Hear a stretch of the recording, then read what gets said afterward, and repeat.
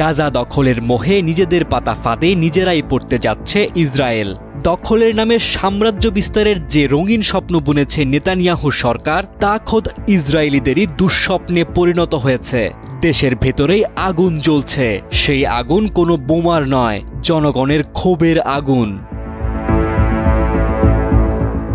গাজা দখলের পরিকল্পনাকে সরাসরি রাষ্ট্রীয় বিশ্বাসঘাতকতা বলছে জিম্মি ও নিখোঁজদের পরিবার। তারা বলছে গাজা দখল মানে জিম্মিদের জীবিত ফেরার সব রাস্তা বন্ধ করে দেওয়া।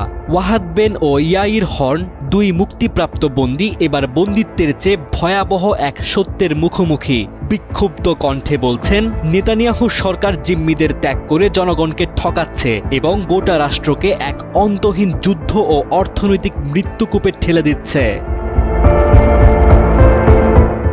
ডানপন্থী মন্ত্রীদের ইশারায় দেশ চালাতে গিয়ে নেতানিয়াহু এখন নিজের দেশেই বিশ্বাসঘাতক হিসেবে চিহ্নিত হচ্ছেন।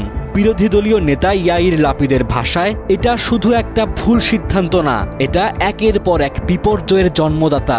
সেনা প্রধানের মত উপেক্ষা করে নেওয়া এই সিদ্ধান্তের পেছনে মেসিয়ানিক উন্মাদনা আর রাজনৈতিক টিকে থাকার জেদ ছাড়া আর কিছু নেই।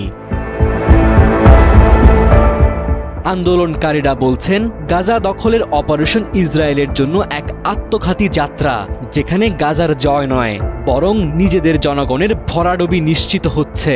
যুদ্ধে জেতার আগে ইসরায়েলকে এখন নিজের দেশের রাস্তায় লড়াই করতে হচ্ছে। ডেমোক্রেট নেতা ইয়াইর গোলানের সতর্কবার্তা আজ হাহাকারে পরিণত হয়েছে। এই সরকার পতন না হলে জীবন বাঁচানো সম্ভব নয়। ডেস্ক রিপোর্ট, সময়ের আলো।